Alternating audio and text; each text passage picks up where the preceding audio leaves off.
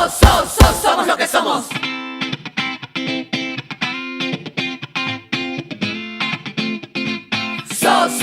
Somos lo que somos. Seguimos con nuestro programa. Esta vez nos toca nuestro segmento Punto de Quiebre, donde se tratan de manera más intensiva problemas acuciosos del acontecer nacional e internacional. Y así como en el acontecer internacional tuvimos una pequeña bomba con la elección de Trump en Estados Unidos, acá también los medios se han ocupado intensivamente de un asunto que está ocasionando un gran revuelo y tiene que ver con esta población Shipibo-Conibo que está en Cantagallo, sufrió un incendio y a partir de eso, como una caja de Pandora verdaderamente, han salido muchísimas cosas de las cuales quisiéramos ir conversando en este segmento. ¿Qué me pueden contar de esto? Bueno, yo tengo para compartir con ustedes, amigos, la cronología resumida que sacó la Defensoría del Pueblo, ¿no? Ellos llegaron entre 1990 y el 2000, jóvenes de la etnia Shipibo-Conibo, provenientes de Ucayali. Estos jóvenes llegaron con la intención, pues, de estudiar y de trabajar vendiendo sus artesanías. Después de haber vivido por varios años en varias casonas y quintas de distritos de Breña y Rímac, se asentaron en lo que conocemos como la denominada Isla Cantagallo en el Rímac. La población va creciendo en el tiempo y se forman 3 redes o asociaciones. En el 2001, la comisaría de el Rímac le otorga una constancia de posesión del inmueble y obviamente ya se asentan de una manera, pues, formal, ¿no? De ahí posteriormente la Municipalidad del Rímac le otorga un certificado de posesión a los pobladores de la comunidad Shipiba de Cantagallo, iniciando el pago de los arbitrios municipales respectivos. O sea, en otras palabras, entraron a la formalidad. Así es. Posteriormente, ya justo el día 12 de noviembre del 2009, la Municipalidad de Lima y la empresa Línea Amarilla, SAC, LANSAP, suscriben un convenio de concesión para hacer el proyecto Línea Amarilla, que hoy conocemos como el proyecto Río Verde. Quiere decir que se ejecutó en la época de los gobiernos anteriores de Castañeda, ¿no? Y así sucesivamente se iniciaron las conversaciones para que ellos vayan a otro lado para poder ejecutar el proyecto Línea Amarilla o Río Verde. El 15 de febrero del 2013 se firma un convenio de la Municipalidad Metropolitana de Lima y LANSAC con una adenda al contrato de concesión que contempla la creación de un fideicomiso para la realización del proyecto ecológico Río Verde con un componente adicional del proyecto Vía Parque Rímac. De ahí vienen, pues, las recomendaciones de la Defensoría para poder atender a estas poblaciones, ¿no?, asentadas en este lugar, por las dificultades que gozaban, ¿no?, en ese momento. Y se propone un reasentamiento, me parece, claro, en Campoy. Así es, en Campoy, así es.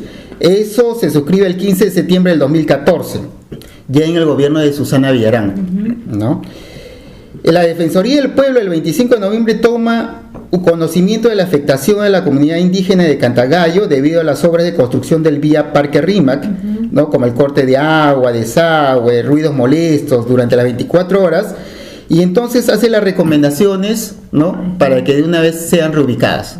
La gestión de Susana Villarán no cumplió, pero también hay que mencionar que esta misma recomendación la hizo la anterior gestión de la Defensoría del Pueblo cuando Castañeda era alcalde. O sea, ellos ya tenían una posesión y como la municipalidad necesitaba esa zona para desarrollar el proyecto de transporte, es que les proponen reubicarlos. Exacto. O sea, ellos ya por el tiempo que tenían ya habían ganado posesión y ya estaban, digamos, formalmente asentados. Exacto. Ya. Eso me parece que no está tan claro dentro de las noticias. Pareciera que es en la gestión de Susana Villarán donde se inicia todo, donde se les entrega la tierra, como si ahí hubiera comenzado todo y antes no hubiera pasado nada. Pero la historia parece que es un poquito más antigua, ¿no? Así es. El problema es que el incendio viene a, ¿cómo se dice?, a atraer la atención sobre esa circunstancia porque destruye las viviendas ya de un buen número de familias, porque son más de 1000 personas, entiendo, entre mujeres, hombres y niños, ¿no? Entonces Ahora, estamos hablando ya de cientos de familias en realidad. Ahora, ellos me parece que no piden la reubicación, ellos más bien la municipalidad tomó la iniciativa de reubicarlos por este sí. proyecto de transporte. Línea María o Río Verde. Y En más bien Campoy. ellos quieren quedarse en El lugar- gran problema es que parece ser que Campoy, en una adenda, en un contrato bastante, digamos, secreto o poco conocido, o muy poco conocido, ya se compromete la venta de Campoy, ¿no? Entonces, si bien no está escrito en registros públicos en forma perfecta, de todas maneras ya no se puede disponer de ese terreno para la población. O sea que ha habido un cambio en el trayecto y ese cambio sí parece que se debe a la administración de Castañeda. Claro, y todo esto involucra al alcalde Castañeda en estos contratos con el OAS que tiene denuncias en Brasil, ¿no? Y donde hay como 14 personas de cargos directivos que ya están en la cárcel y están empezando a confesar cuáles son las negociaciones que han tenido en otros países, incluido por supuesto el Perú, ¿no? Y esto ha afectado por supuesto todo, aparte que el dinero del fideicomiso ha sido utilizado para el bypass de 28 de julio, que los expertos en transportes han mencionado de que no ayuda en nada a mejorar el transporte público. Y parece que es una improvisación en relación a un plan de Lima para el 2025 que fue realizado por especialistas, por arquitectos, etcétera, ¿no?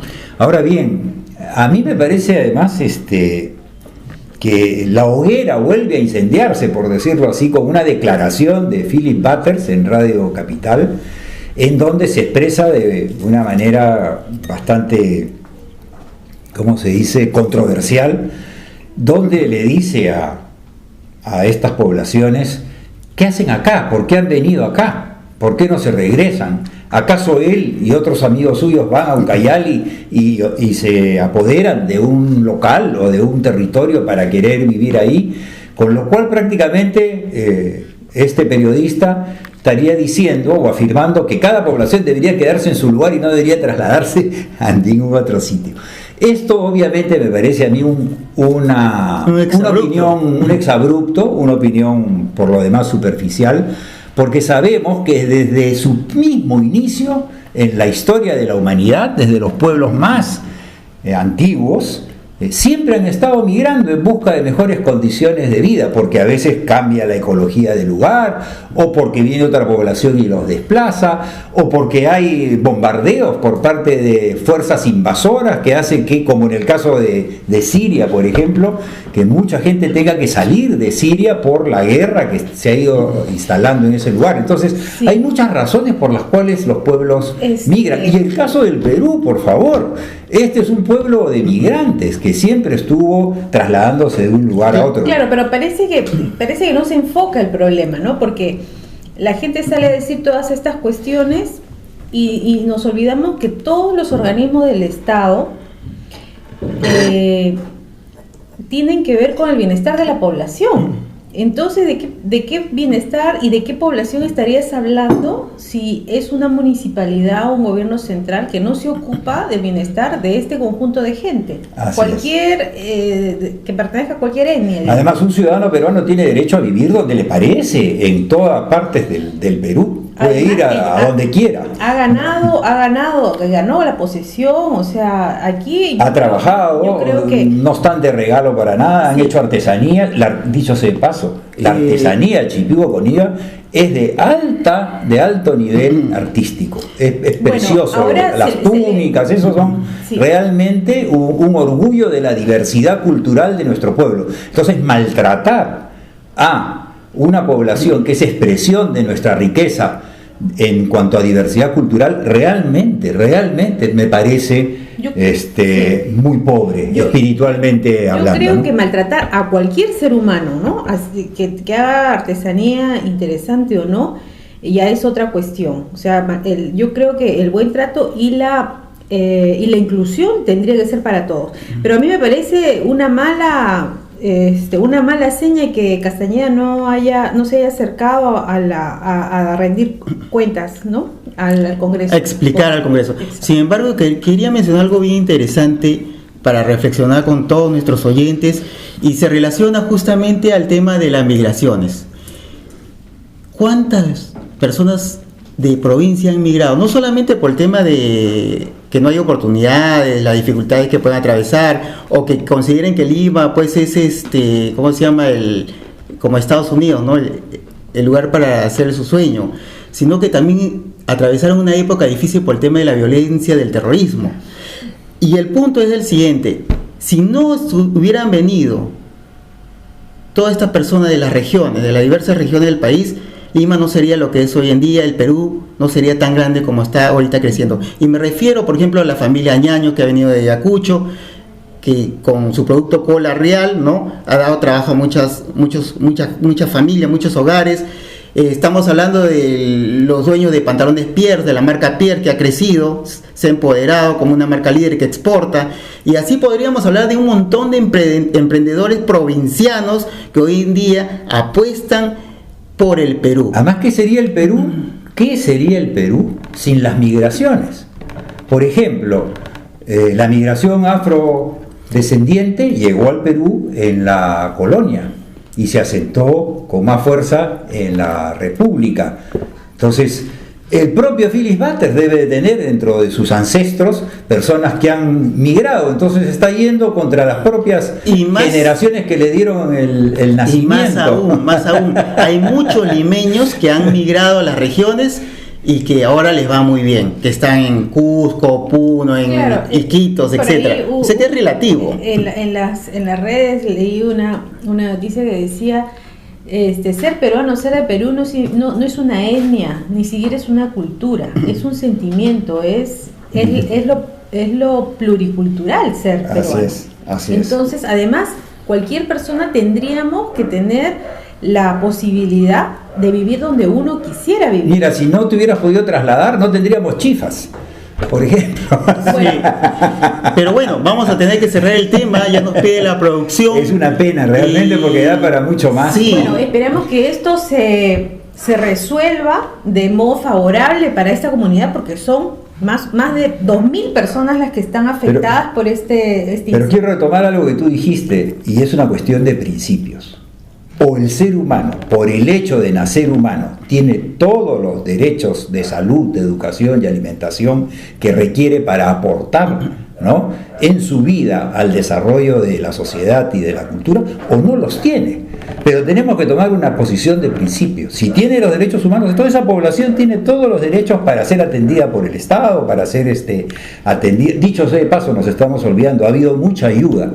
Y eso habla de que el Perú también es un pueblo compasivo, porque realmente la ayuda que han recibido es una ayuda importante. Y siguen recibiendo ayuda toda esta semana, y parece que las semanas que vienen varias personas, empresas se han puesto el hombro para ayudar a toda esta comunidad. Y creo que deberíamos quedarnos con ese significado y no con lo que cualquier periodista ligeramente puede atreverse a decir en el aire sin ninguna responsabilidad.